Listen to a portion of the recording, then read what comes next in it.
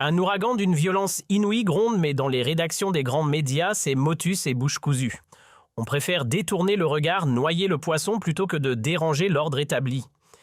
Derrière ce blackout médiatique, une machination finement huilée, pensée pour ménager les élites, quitte à piétiner la vérité nue, froide et dérangeante. À Washington, à Moscou, à Kiev et sur la scène internationale, un scandale d'une ampleur colossale éclate. Hier soir, dans la nuit glaciale de l'Alaska, un sommet historique entre Donald Trump et Vladimir Poutine a secoué le monde et l'accord dit « Alaska pourrait tout changer ». L'Ukraine se trouve à un carrefour décisif. Le Parlement de Kiev est en ébullition, des plans sérieux émergent pour destituer le président Volodymyr Zelensky et Trump menace de retirer complètement les États-Unis de la guerre en Ukraine si ces conditions ne sont pas remplies. Ce bouleversement, amplifié par des révélations fracassantes sur les réseaux sociaux, plonge les élites européennes dans une panique totale, expose les failles béantes de la diplomatie européenne et menace de redessiner l'ordre géopolitique mondial. Un coup retentissant contre la liberté d'expression, une alliance naissante contre l'autorité libérale et un soulèvement contre le mensonge officiel. Ce n'est pas une fiction hollywoodienne, c'est la réalité crue, implacable et bouleversante. Restez avec nous jusqu'à la fin car ce qui s'est passé hier soir, le 15 août 2025, pourrait non seulement précipiter l'Ukraine dans le chaos, mais aussi transformer l'Europe et le monde pour des générations.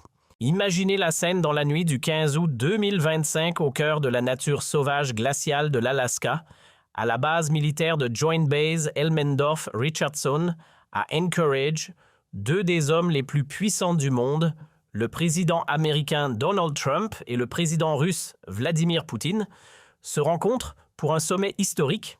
Ce tête-à-tête qui a duré plus de 3 heures n'était pas un simple échange diplomatique, c'était un moment décisif, un véritable tremblement de terre géopolitique qui domine les manchettes mondiales, montrant en haut Trump accueillant chaleureusement Poutine et en bas Trump expulsant Zelensky de la Maison-Blanche. Ce contraste a enflammé les réseaux sociaux avec des publications comme celle de l'euroactiviste Jerry Nevu, 2025 dénonçant l'humiliation de l'Ukraine.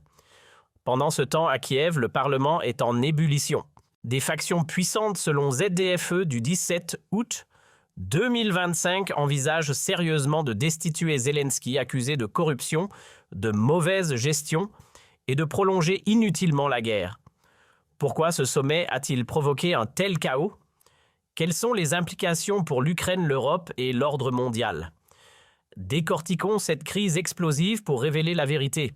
Des sources proches du Kremlin relayées uniquement par Radio France Internationale et France 24 sont sanglantes.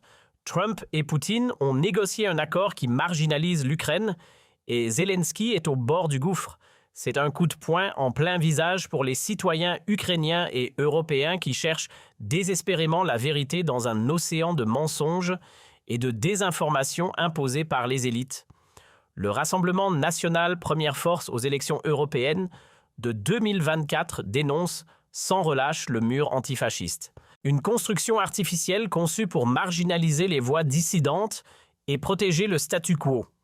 Ce rempart s'effondre face à la montée d'une soif populaire pour la vérité amplifiée par les réseaux sociaux.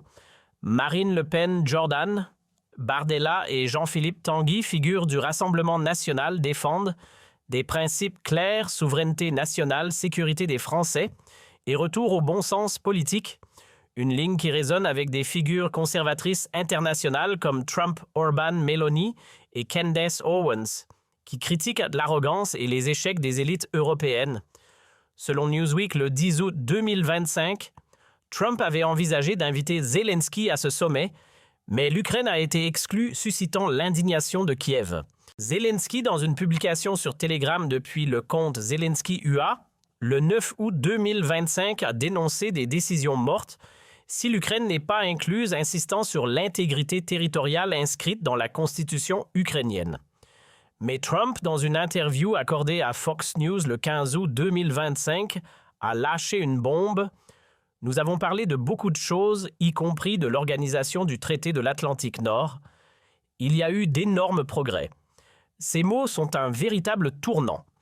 Poutine a toujours considéré l'expansion de l'organisation du traité de l'Atlantique Nord vers l'Est, notamment un possible rattachement de l'Ukraine, comme une ligne rouge. Si Trump fait des concessions sur l'adhésion de l'Ukraine ou un retrait des troupes américaines d'Europe, ce serait un coup dur pour l'Union européenne et pour Zelensky déjà fragilisé à Kiev. Pendant que Trump et Poutine négocient à Anchorage, la situation à Kiev devient explosive. Selon ZDF, le 17 août 2025, des factions du Parlement ukrainien, menées par des figures comme Anna Gorokot, planifient sérieusement de destituer Zelensky accusé de corruption, de mauvaise gestion et de prolonger la guerre pour des raisons personnelles. Goroko, dans une interview récente, a évoqué 3 scénarios.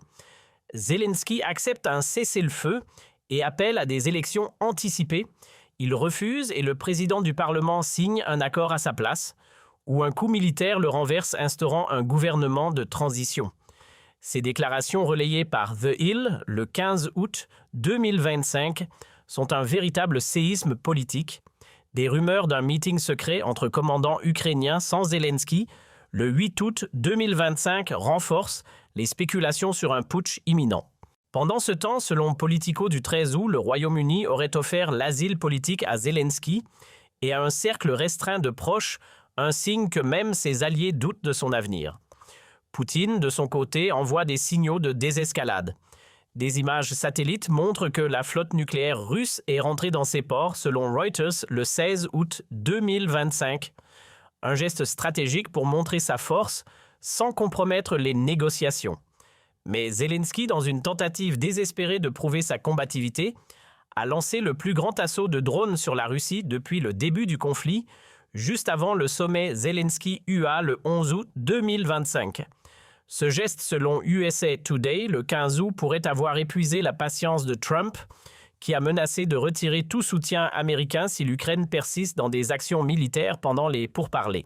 Pourquoi Zelensky risque-t-il tout? Pourquoi le Parlement veut-il sa chute? Et qu'est-ce que cela signifie pour l'Europe? En Europe, la panique s'installe. Selon ZDF au mois d'août 2025, des leaders européens, dont le chancelier allemand Friedrich Merz, critiquent l'exclusion de l'Ukraine du sommet d'Alaska, mais reconnaissent que l'Europe est reléguée au rang de spectateur dans ces négociations. Le spécialiste en sécurité Peter Neyman, cité par Politico, affirme « L'Europe est un simple observateur sans voix au chapitre ». Thomas Jaeger, politologue, va plus loin. Les Européens ne jouent aucun rôle parce qu'ils refusent d'en jouer un. Au lieu de renforcer les sanctions ou d'accélérer la production d'armement, les États membres de l'Union européenne se déchirent selon Euractiv le 16 août 2025. Le député de l'Union chrétienne-démocrate Roderich Kiesewetter appelle à une révolution stratégique décisive, soit l'Europe soutient massivement l'Ukraine maintenant, soit elle cède à la sphère d'influence russe. Pendant ce temps, à Kiev, la situation militaire s'aggrave. Selon Reuters, le 16 août 2025, les forces russes progressent dans le Donbass, menaçant de faire s'effondrer le front est ukrainien. Si les États-Unis se retirent, comme Trump l'a suggéré USA Today, le 15 août 2025, l'Ukraine se retrouverait seule face à une puissance nucléaire. Un désastre stratégique. Les médias allemands comme Bild dénoncent l'attitude de Trump qui a déroulé le tapis rouge à Poutine, tandis que Macron, dans une tentative de sauver la face, organise une vidéoconférence avec les alliés européens pour coordonner une réponse ZDFU le 10 août 2025. Mais ces efforts nombreux semblent vains face à la réelle politique brutale de Trump et Poutine. L'Élysée, sous la houlette de Macron, minimise la crise, qualifiant le sommet d'Alaska de simple échange exploratoire, le Figaro, le 16 août 2025. Une erreur colossale qui attise les spéculations et amplifie l'humiliation de l'Europe. Macron, soutenu par BFM TV et France Info, tente de se poser en leader européen, mais sa diplomatie est éclipsée par la manœuvre de Trump. Sur X Europe, 162 dénonce l'incapacité de Macron à peser face à Trump et Poutine et de trahir les intérêts français en suivant Bruxelles. Candace Owens, dans une publication du 16 août 2025, soutient le Rassemblement national. Bravo au Rassemblement national pour avoir dénoncé l'hypocrisie de Macron face à ce fiasco. Ce scandale met Macron dans une position intenable, révélant un président aux abois prêt à tout pour protéger son image même au prix de la crédibilité européenne. Pendant ce temps, à Kiev, la révolte contre Zelensky s'intensifie.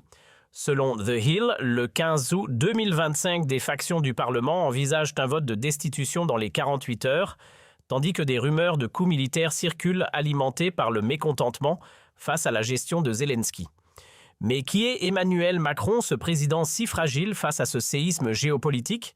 Il est temps de révéler la vérité derrière sa façade lisse, soigneusement polie par des années de communication médiatique.